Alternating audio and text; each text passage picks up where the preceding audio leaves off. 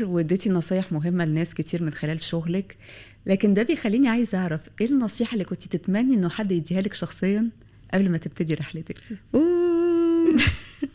إيه والّا إيه؟ ايه ولا ايه والله. شوفي، ما اظن نحن نسمع يوم كنا صغار، طبعًا. فما في اي نصيحة. يمكن إن قالت لي حضرتك 60,000 نصيحة بس ما كنتي بتسمعين. تعرفين يوم انت صغيرة خصوصا في العشرينات، اظن مروان انت في العشرينات،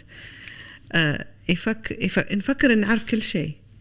والله العشرينات أسوأ انا اشوف الاعمار، عشان لا الى هؤلاء ولا يعني توج طالعة من التينيجر من المراهقة، داخلة عالم إن لازم تشتغلين أو يشتغل وأدور مكانتي في الحياة وأنا شو أبغي شو ما أبغي.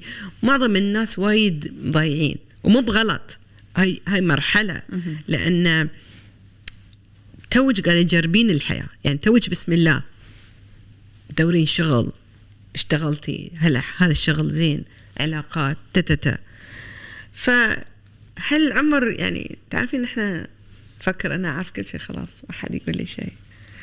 فهذا أخطر شيء، لأن ما في حد يعرف كفاية. بس الجيل الجديد الحين وايد عنده فرص أكثر مننا نحن، عندهم عالم من المعلومات إذا يبغون طبعا قدامهم وايد أشياء سهلة. نحن منو كان عندنا؟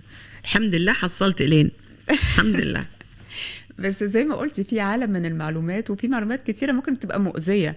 ايه يمكن اكتر نصيحة بتسمعيها اتقالت لك او بتتقال للناس اللي حواليكي وشايفة ان هي مؤذية للي يمشي وراها؟ اللي عايشين في لا لا لا، قسم بالله، يعني قاعدين يبيعون الناس أوهام.